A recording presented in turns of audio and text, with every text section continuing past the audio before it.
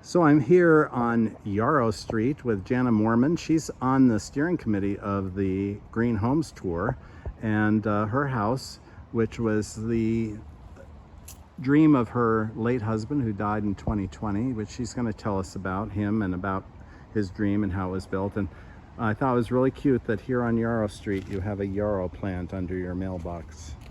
So, Yes. and you're one of the sustainable communities in the city of Lakewood. Yes, Morse Park. Morse Park Sustainable Neighborhood. I'm on the board of directors for that also. Yeah. Yeah. Yeah, that's great. Lakewood was a leader in the concept of designating a neighborhood as sustainable. So something to note. So anyway, tell me about this really complex set of living and working places here. It looks like a garage, but it isn't, is it? It is not a garage. There's never been a car in it. It was my late husband's wood shop, 1,100 square foot wood shop that he built right away, and then popped up a little apartment like on the top. Oh, so that's a pop top. Yes. Yeah, okay, great. And then my husband was a rock collector, and he built this really beautiful water feature out front. I was reluctant, but it actually serves as a flood control because the road keeps getting higher and there's no drainage, so this prevents water coming into his shop. I like the shaded sitting area under that tree. It's only 2:30 in the afternoon and it's already shaded nicely on an otherwise hot summer day. So that's the living quarters over there, and tell us about that structure. 1957, the original fireproof home. It was cinder block, so it is got some insulative qualities. It is all gas. We haven't retrofitted that part of it yet. So it's 4 bedrooms, 2 bath, custom kitchen that Stephen built. Mm-hmm. And you built a carport instead of a garage next to it, a very tall carport. I guess that was for so you could fit that motorhome under it. Yeah. But it's in your other driveway. Well, Stephen built it for his motorhome, but that other motorhome is too tall for it. Oh, it is. So, Yeah, okay. too bad. Yeah. So this room stays comfortably cool. Sure is. All the time. There's that garage door there. Although there is a mini split down here that's attached to the mini split upstairs. Oh, it's an L-shaped. Oh, yeah. So this is huge. Yeah, and I see back there And it's on messy. the wall. I That's don't the know mini if that- split from a heat pump. I don't know that I want you this part in there. Well, and we're just looking at the sustainable features, and the mini split is one of those. So, It's a mess. and in here, this used to be a one-car garage before that workshop was built, or Yes. whatever it was The built addition. as. Probably built as a 3-car garage. But this was the 1-car garage, you can tell by the width and so forth. And this is a heat pump water heater. Yes. They're great. I bought one for my house. Oh, nice. Yeah. Yeah, and And then this is another invention that Stephen put together. You can fold it up. we should mention this is also your laundry room. This is my laundry room. And So this is a clothes drying rack we use it instead of the dryer. that hangs from this hook right here Yeah. and out of the way, but we had it folds down up. to show it to you. So Yeah. that's a sustainable feature for sure. It is, yeah. Anything further back to look at? Not really. Okay, let's go upstairs and look at the living unit upstairs, because that's the one that's all electric and so forth. So we're upstairs now in what you call the tree house. You want to give us a tour and show us the sustainable features of this place?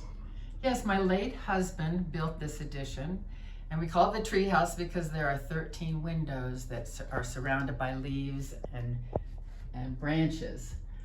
I thought it was because of that tree that the deck wraps around. Well, we've got trees everywhere Yeah. here in the tree house, and the Yeah. bathroom view, and so it's a small apartment, just a small, Yeah. with the bedroom right here and the bathroom. It's a custom bathroom that he designed it with the copper. Yeah, this I love this, and this isn't necessarily about sustainability, but I love it. That's the faucet, and here's the handle, and the water comes out there. Isn't that cool? And basin sink here. And then I have the stained glass up top. Oh yeah, nice shower. And yeah, he was a woodworker, metal worker, what you call a Renaissance man. Renaissance man. Yeah, right. It's an all-electric kitchen. We have a convection oven and an induction stove top. Yep. and a small refrigerator that fit under the sconces that he made, Yep. and a microwave and a few other appliances. It's all electric.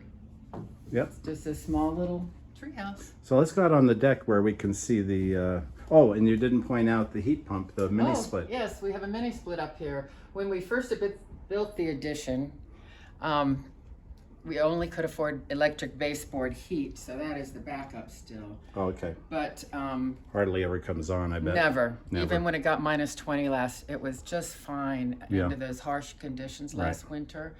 But the winter cost would be like $600 a month. So then we got the solar because it was just outrageous. We felt so bad. Yeah. Well, having a flat roof made for a good installation, and you cut down a few trees, I understand, to reduce the shading factor. We had to cut down huge pine trees, just like the one to the south of my panels. I have 29 panels. And, How many kilowatts? 9.7 kilowatts. Okay, yeah. And at first they were installed a little bit too close to the road, and people could see them, and I just couldn't have that, you know. I wanted the flat roof exposes so much. So anyway, Right. so then that's Yeah. And here's that tree I was talking about, this cottonwood that the deck wraps around. yeah. And here's your backyard. I don't irrigate, so that's somewhat green. Yeah. I have a lot of weeds. I've usually had dogs in the backyard, which Is that a vegetable garden over there? no, Just- because I don't irrigate, and we're traveling a bit that I don't. Yeah. What's in that shed over there? Just garden stuff? Yeah, it is just garden stuff. And there's a hot tub next to it. Yeah, small 140 gallons that you can plug into any outlet. It's not 220. Oh, okay. And And I see a swamp cooler over there, an evaporative cooler. That's sustainable. the original 1957 house does come with a swamp cooler. That's the most sustainable thing. And then, as you can see, that carport to the south there, when that came off, I had them blow insulation into the 3 bedrooms along that wall. Yeah. So you just do little things as you go. Yeah. You know. Okay. Well, thanks for showing us the house.